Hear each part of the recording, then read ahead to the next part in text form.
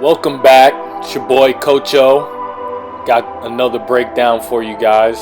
NBA Finals are set. Lakers, Heat. You guys know I had to do a breakdown for this series. A lot of people think LeBron and AD are just going to run through the Heat. And look, LeBron, AD individually, yeah, they're two of the 5 best players in the NBA. And yeah, the Heat are going to have a hard time trying to stop both of them. But in this breakdown, I'm going to give you guys a little bit of insight on both teams. I mean, this is a clash of two styles. The Lakers want to pound the ball inside to AD. LeBron wants to try to get inside.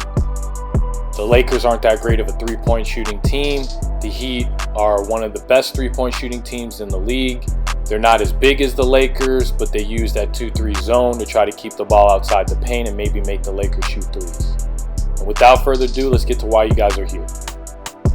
The Lakers' advantage on the Heat is their size on the front line.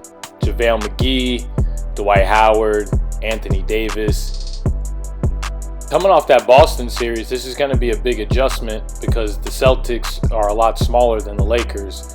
And some of those opportunities on the inside will be probably limited and erased because of that size and that length. The other advantage the Lakers have is the offensive boards. No matter what defense the Heat play, man or zone, they're going to have to do a really, really good job of keeping the big guys off the boards, keeping Dwight from getting second chances. And if you give the Lakers 2 and 3 opportunities to score, I don't care what team it is, they're probably going to score. So the Heat have to put a huge emphasis on boxing out and keeping these big guys off the glass. Can't beat LeBron James 4 times if you give him 2 and 3 opportunities to score.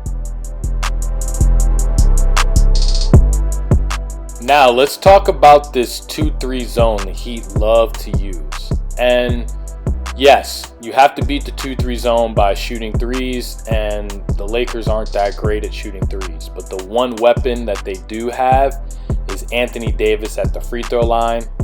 If Anthony Davis gets this open at the free throw line against the zone, you can pretty much count it as 2 points. He's either going to shoot it or he's going to drive it for a layup.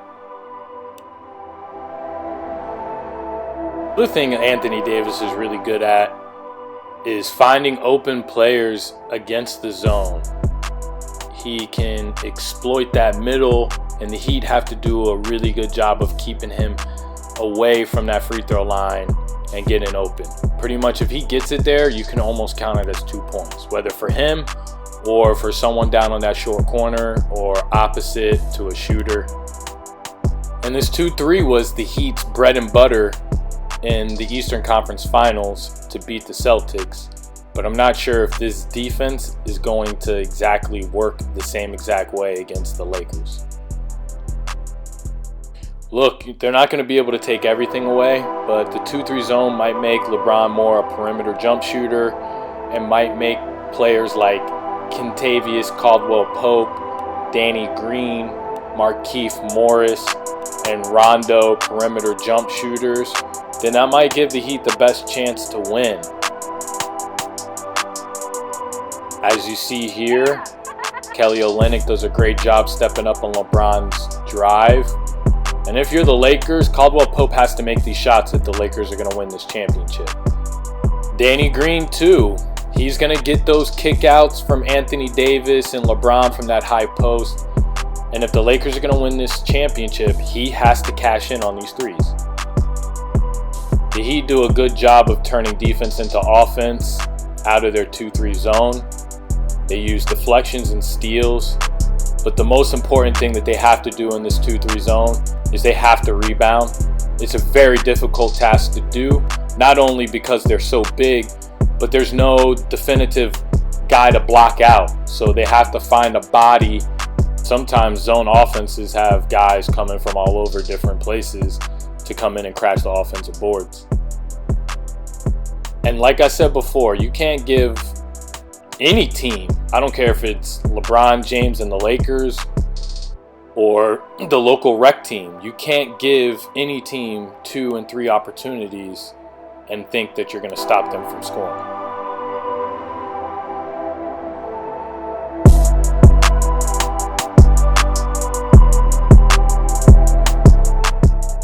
Rebounding is going to be so crucial for the Heat, especially when they're playing 2-3. When they can rebound and get the Lakers to shoot some of these shots like Caldwell Pope does right here, this little midi, now they can get out and run. In the half court, they're not going to have very many opportunities to get these layups. So it's very important that they get these rebounds and then they can get out and run and not let the Lakers set up their defense. So they have to gang rebound. If they want to win 4 games, they have to board. The other weapon that the Lakers have is LeBron James flashing to that high post. He's super dangerous. If he can get right there, he can drive right to the rim, which we all know he's very good at. And the other thing he's really good at is finding open teammates. He missed Dwight there, and he finds KCP on the opposite side. The Heat will live with this. Then they can gang rebound, get out and run, and get some layups before AD and Dwight can block their shot.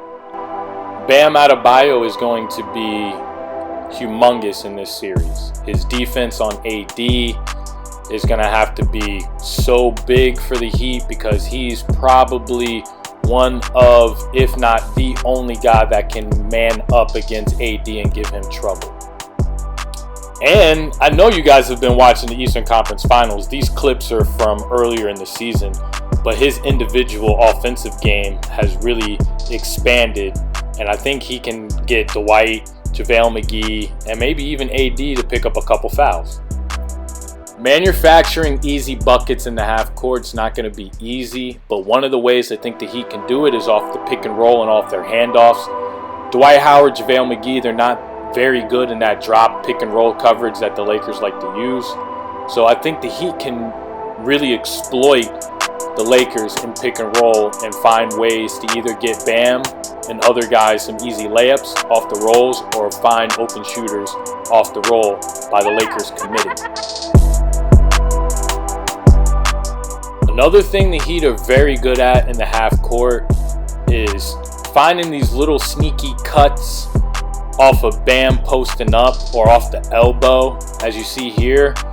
The Heat are going to play a little 5 out. AD is going to come out and guard, and then the Heat will clear out and run these little backdoor cuts. And Bam's very good at passing. And I see these are little nuances that the Heat are going to have to use to get some cheap, easy buckets and exploit AD and Dwight being out on the perimeter guarding Bam. This is going to be Miami's best friend. They're not really going to be able to post the Lakers up. So if they can get these cuts and get some paint touches, then it's going to open up the three-point shot, which we all know is their bread and butter. It's their strength. And honestly, when you play teams that are this big, you have to use that three-point line as a weapon. And the Heat, they use that as a weapon. I mean, Tyler Herro is going to have to be Tyler Herro from the Eastern Conference Finals. Even Derrick Jones Jr., they're going to use him for defense. He has to come in and make threes. And Duncan Robinson, he's got to spray. Kelly Olynyk, he's got to spray. And he's going to have to be big for the Heat because he's going to be another body, another fouls to stop Anthony Davis. Let's talk Lakers and their role players. First guy I want to highlight is Rajon Rondo. Everyone calls him Playoff Rondo because he seems to elevate his game in the playoffs. And this year he has done exactly that. The one bright spot he's brought to the Lakers is he's shooting 44.8% from the three-point line. So now when people just leave him open, he's actually making people pay. And he's only playing 24 minutes a game, and he's able to get other guys open shots. He's averaging 7.8 assists coming off the bench for the Lakers. And he's another weapon to find shooters and some of these other role players and help them get going versus the Heat. So for the Lakers to win this series, Dwight Howard's got to play well. Alex Caruso's going to have to play really good defense and knock down shots. KCP's going to have to be big and knock down threes. And Markieff Morris is going to be humongous for them, playing on the inside, rebounding, and knocking in some of these threes to make people pay for doubling LeBron James. You know the Heat are going to come and double LeBron. They're not going to let LeBron get into the paint. And those guys are going to have to knock down shots. I keep forgetting Kyle Kuzma. He's another guy that's going to have to be big for them. He's going to have to make shots. And you know the Heat, they're going to double LeBron and AD and get the ball out of their hands. And it's going to come down to which Danny Green is going to knock down the shot. Because I promise you, he's going to have his fair share of looks for open threes in this series. And the same thing could be said about KCP. Which KCP is going to be the one shooting that three when LeBron gets double teamed. Hope you guys enjoyed this breakdown.